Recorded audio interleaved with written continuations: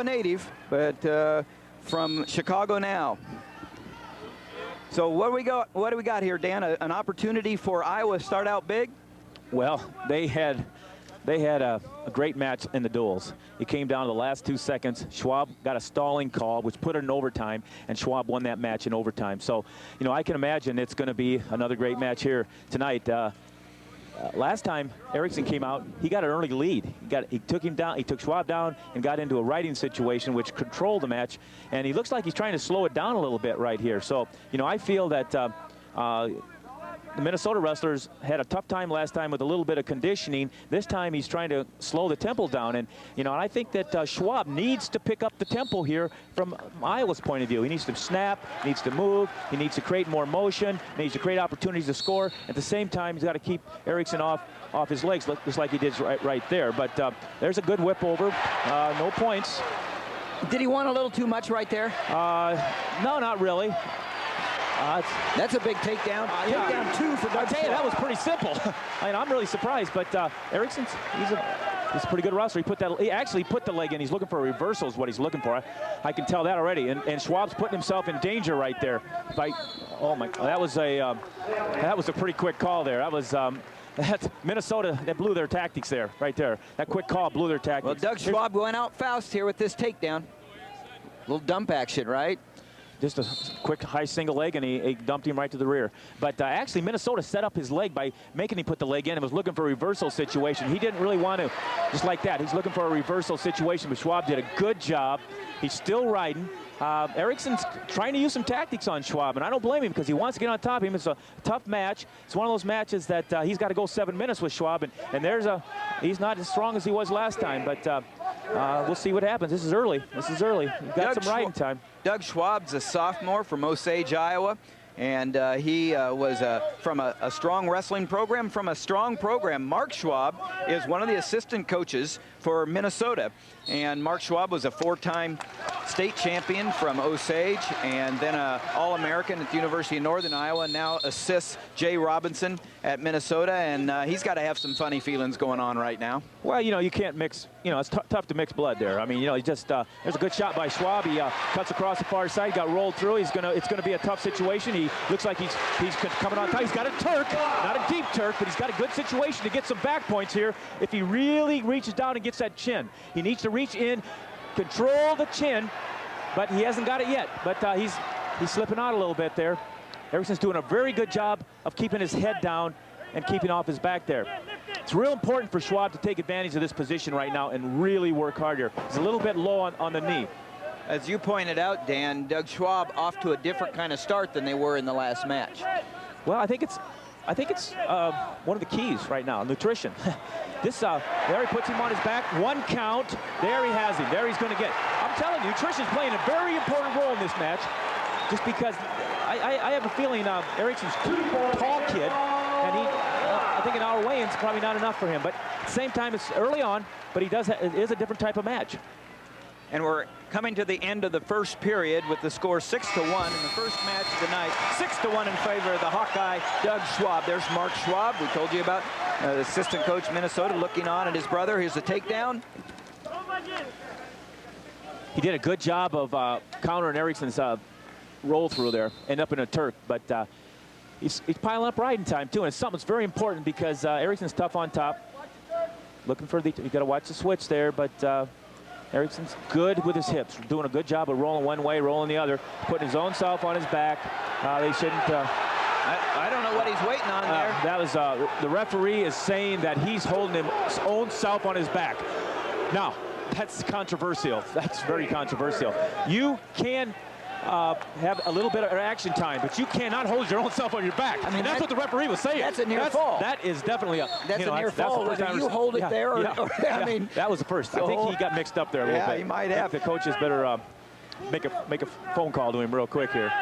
Doug Schwab in another takedown for the Hawkeyes, makes the score 8-2, and this is getting now towards what you were talking about, extra points for one team or another. Yeah, this isn't one of them that probably would think the extra points, but you know, who knows? Match isn't over yet. It's just a matter of Erikson looks pretty like he's diving instead of wrestling. just doesn't look like he's got the gas. Doesn't look like he's got the gas right now. But at the same time, it's it's the same for both wrestlers. Another nice shot, and he cuts off, and he ended up picking, and he would have an opportunity to go for a hip tilt there, but I think he's respecting. He's looking. Dan, he took him down, and on the way down, Chad Erickson tried to do a neck wrench. What did Doug Schwab do right to keep him from getting that move? He kept off his hip. Another takedown. Kept off his hip. Another takedown. This is definitely a nutrition match. And if I've watching Doug Schwab, he never gets less. I mean, he gets less tired, it seems like, as the match goes on. Well, I tell you, I don't think he doesn't. Not the fact he doesn't get tired. He just goes usually. And both these guys, probably are a little bit. They probably haven't had a lot of food in, even though there's not a lot of weight cutting going on. It's just the idea of getting a pre-match meal, and these young people don't get the meal that they should right now. Another shot by Schwab. He's just going for broke right now. He's going for broke. He's trying rolls, and he's doing everything he can. He's smart. Considering he's out of the match, kind of. He says, I'm going to have to pin the guy, so he's looking for the big moves right now. That's Doug Schwab leading 14-5, along with riding time. He's coming to the end of the second period, and that's the score, 14-5 in favor of Doug Schwab, the sophomore from Iowa, over the freshman from Apple Valley, Minnesota. Chad Erickson, a four-time state champion from Apple Valley High School, going against Doug Schwab, and who won a state championship, and actually as a senior with undefeated record at Osage, and now he's got Erikson picked up. And yeah, but he doesn't control the hip. He's got to watch it here. He's going to end up in a scramble situation, which could cost. Still got the. But he's doing a good job. But he's better. There he did a great job. Great. He just did a great job. Erikson had plenty of chances to score there. He just couldn't muster up the power. Are we talking about a tech fall opportunity now? A minute and a half left, and it's 16-5. They're getting a little rough with each other. That can only. I think that's the rivalry there. The Iowa Minnesota. There's a border there. There we are. Here's the scramble. Good scramble. Both opportunities for both guys. Schwab ends up on top. Yeah, that's that rivalry. It's a good Iowa-Minnesota rivalry. We don't want any hatred involved ever. It's just one of those things. He came up off the knees too quick that time. He's got to stay on the knees, pick the guy up at the knees. Don't come up to the hips. These guys are starting to wrestle in the stands a little bit. It's starting to get a little emotional out there. I think that's helping Erikson actually. And so is my partner. You're listening to Dan Gable, the legendary coach for the Iowa Hawkeyes, winner of 15 national titles in 21 years and never lost a Big Ten championship. And this is the year that Minnesota would like to dethrone Iowa, they say. They're talking in the papers. What happened there? He's just letting Erikson control his hips on the finish there, and I tell you that's keeping us within just a major decision. Tech fall is going to be real tough just because of the fact that Erikson's doing a good job of keeping him from getting them points. There's another single leg right there. Taking his time too much. If he wants to go, he's got to go quick. He's got to catch him on his back, and he missed another one. Coach Robinson is right up there encouraging him because he doesn't want a tech fall. Yeah, he doesn't want a tech fall. It's just as important for Chad Erickson to go hard right now than it is whether it's a one-point match. Coach Robinson knew when to coach. He stood up. He helped his wrestler right there get through a tough situation to keep the. And there's boy, the referee is really quick on his whistle, which reminds me of Allen. I think it's good for this type of the year, As long as he's consistent, you don't have any complaints. He's doing a pretty good job, even though I think he. It's got to happen one more time. He needs back points real quick if he's going to get the major. I mean, I don't think he's going to be able to turn him, but. Big win for Doug Schwab. Yeah, that's the only thing bad about it is 14. That's just, that's one of the reasons that you don't want to win by 14. You want to win by 15. So we came close, but by 21-8. And that makes the score Iowa 4, Minnesota 0. After the first match at 141, we're getting ready for the second match at 149. That'll be number 1 ranked TJ Williams from Iowa going up against number 14 ranked Troy Marr. There you see it, Iowa 4, Minnesota 0 after 141. That's one that Minnesota, felt like they could probably win this time. But I think when they had that draw, seeing the size of Erikson, height-wise, I thought maybe that, even an hour into it would have been better for Chad Erickson, is what you're saying, too. Yeah. Meaning that if he hadn't have been the first one out, he would have had a little more time. Well, it's just not only just nutrition. It's mentally, you know. And I think maybe some people take a little longer to get ready than others. And Schwab seems like he's pretty much ready at the drop of a hat. Just knowing his background with growing up the youngest of 2 brothers, he's had to be ready. Otherwise, ready at the dinner table everywhere wherever else. he was at. You know, he's just his brothers were probably kicking him around a lot, and it's one of those things that he opened the door in the morning, he got out of bed, and boom, he was getting double-legged probably by one of his brothers. So.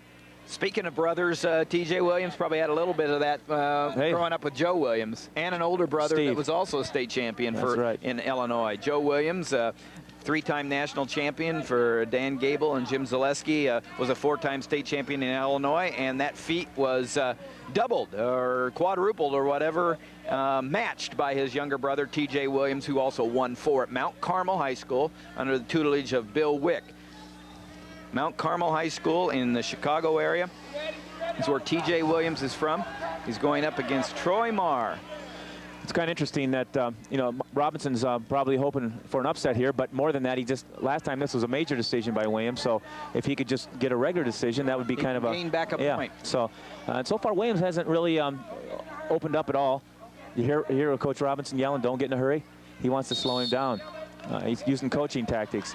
Coach Zalesky should counter that and say, hey, turn it up. But I don't know if he can hear him over here, but I can. Is this when you start talking to the referee, too, if you're Coach Zalesky in this situation? You know, he's making him wrestle a little bit? Yeah, making him wrestle? Maybe, you know, you get your own guy. If he's capable, and I think Williams is very capable of doing a lot of stuff. So it's one of those things that if you can slow him down, make it a regular decision or an even match and pull the upset, that would be Minnesota's advantage. Minnesota wrestler Troy Marr, a senior from Wyoming, Minnesota, wrestled at Forest Lake High School, and he is a qualifier for the NCAA championships last year, and ranked number 14 currently, but going up against the #1 guy.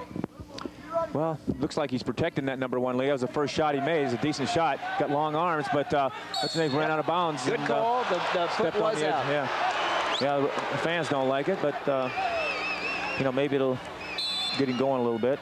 Jay Robinson, Marty Morgan, NCAA champion for Jay up at Minnesota.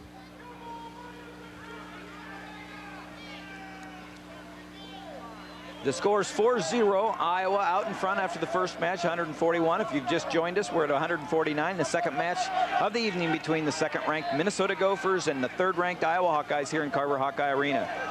I tell you, the fans are going to have to get on the ref a little bit there. That's 3 or 4 attempts right in a row. So I think if he shot again right now, he'd get a stalling call. But yeah, they're calling. You called it. He didn't even shoot, though. I mean, I just think that he was watching. Yeah, he's just watching. There's a pretty good shot.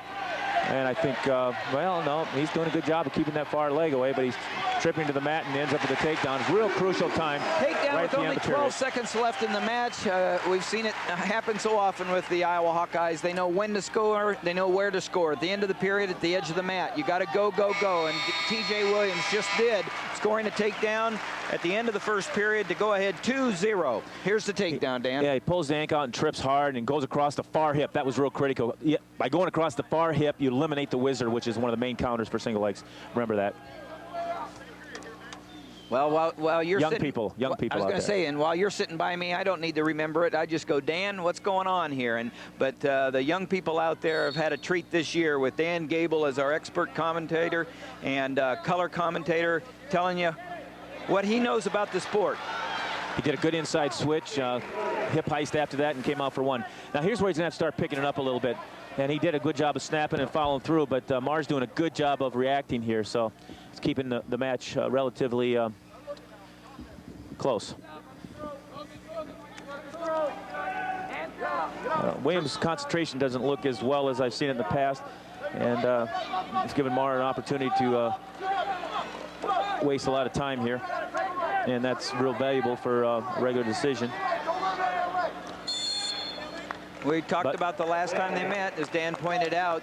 T.J. Williams did score 4 points for the team with a major decision, and it would, not that you go out to lose, but from Minnesota, from a strategy standpoint, if they could lose by less than 8 points, they would actually gain a point from the last one. They just lost a point from the last one with the big major decision by Doug Schwab. It's 4-0, Iowa leads, and it's 3-0 in favor of T.J. Williams. not as active as I'd like to see both wrestlers, just from an entertainment point of view here. There's another good shot and a switch off. Looks like a pretty good opportunity. Here's where Schwab was getting beat quite a bit. He was getting rolled through there. 2 points takedown for TJ Williams, makes the score 5-0 now with 40 seconds left in the second period.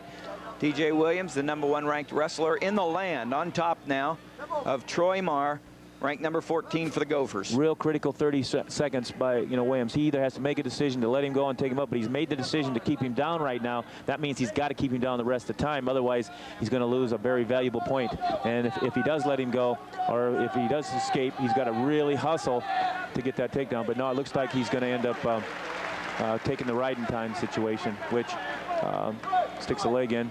A little high there, but he's able to stick his other leg in there and probably hold on till the end of the period. Yep. That countered that limp shoulder. He was going for a loose shoulder, but he stepped the far leg in, which kept him from sliding over top. So one thing about putting legs in, you got to be careful getting too high to go over top. Here's their last meeting at the National Duels, where TJ Williams destroyed him. Yeah, well, TJ looks really quick there. Looks like he has more energy again. It's 13-5. But he's just moving well. I don't see him moving like that tonight. Well, you make a good point after seeing that video from a few weeks ago. He isn't moving as fast. He is dominating, actually, because Troy Marr has not been able to mount any kind of attack that has been successful. But the score is 5-1, only a 4-point lead for TJ Williams. We're in the third period with 1:40 left in the match. It's another one of those situations with this referee. Oh, he comes up in the air with it. That's no, he did a great job with the hips and come around. I tell you, he hasn't scored yet. He needs to trip him down. He did a good job. He still doesn't have the major yet, but getting close. Right, if he can ride him for another 5 seconds. And didn't really matter. It doesn't matter because you got to take him down. But I would have just soon seen him have a couple more seconds on there, just because you never know. There's 58 seconds left. There's 58 seconds of riding time. You need a minute more riding time than your opponent to score an extra point. TJ has 58 seconds more riding time than Troy Marr. There's 1:10 left, and TJ Williams is up by 5 points, 7-2.